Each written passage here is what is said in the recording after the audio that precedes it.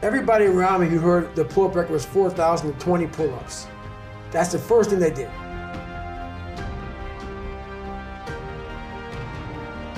You have to remind yourself, we all have a story. All of us have gone through very hard times. But when we're in a hard time, our mind has a way of forgetting what all we've overcome. I have a way of taking 1 second when I want to quit and saying, okay, you endured this. So I look at my life and how I came up as the ultimate training ground versus most people look at it as why? Woe is me, God, why? I had to flip this upside down and say, hang on a second. God was training me to be one of the baddest men on the planet Earth. That's how this was my journey, because those things beat me, but they didn't kill me. So when I was in the worst time of my life in Hell Week, I looked at everybody and said, I'm the most trained person here. I've gone through more mental torture than any of you all can even fathom. So I'm looking at the baddest people on the planet. I'm looking at them like this. You guys can't hold a stick. So I started looking at verses like, I don't belong here, versus like, I might be the baddest person to ever come here. Who could have pulled this off and say, okay, at birth, I'm gonna put you in the worst place on the planet Earth, and let me see if you can go to the top of the mountain. During your pathway to success, you're going to have to make sure that you are going to be able to overcome any obstacle put in your way. Make sure that you understand that life is going to be challenging, but you know how to get around it. And if you build yourself in ways that are going to make you able to understand and learn and get over the hard times and push through the challenging times in which you need to learn and which you need to grow and figure out who you are and what you're doing, that's going to be the big difference in figuring out how you can grow your mental toughness and grow your mindset and your mentality to ways that are going to push you towards the greatness that you're capable of. Because if you figure out that it's going to be too hard or too challenging for you to pursue, then you need to make sure that you take a step back and understand that everything you're going to do about trying to become successful should be a challenge, because it should push you in ways that you've never been pushed before and should make you grow and learn things about yourself that you never knew were possible. That's what it's all about, is making sure that you build yourself to be better than you were every single day. So you should wake up with the mentality of learning something new and learning a new way to do something and learning a new way to benefit your life more than you could have or done before. So as long as you're trying to constantly improve, trying to constantly grow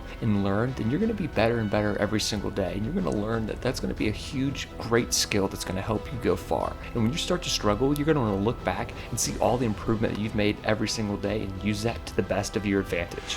I started really realizing that when I started overcoming myself, I started getting around these real alpha males, these hard men. And I always put people way above me when I was growing up. Like, my God, they had to have a lot more than me to get to where they're at. And a lot of them did. But once you get around the best people, you can kind of start breaking them down and realizing, man, but all you did was you hit it better. Your upbringing, your mom and dad, your society, the way you were raised, it hit it better than mine. You weren't the only black kid, or there was like 5 in a school. You know, I can't hide. Going through buds, I was the only black kid. You can't hide. But I started realizing, just because I look different than you, a lot of you motherfuckers can't hide either. So it started giving me courage through watching people that we all have a story. We all have a jacked up life in one way or another. Some of us don't have the guts to talk about it though. And that's where I found the guts to talk about mine. The most important conversation I ever had is with myself. Shit I was telling myself, it was so wrong, it was so misguided. And other people start to write that dialogue for you also. And it starts to be what you say to yourself every single day. And I started creating a whole nother warfare.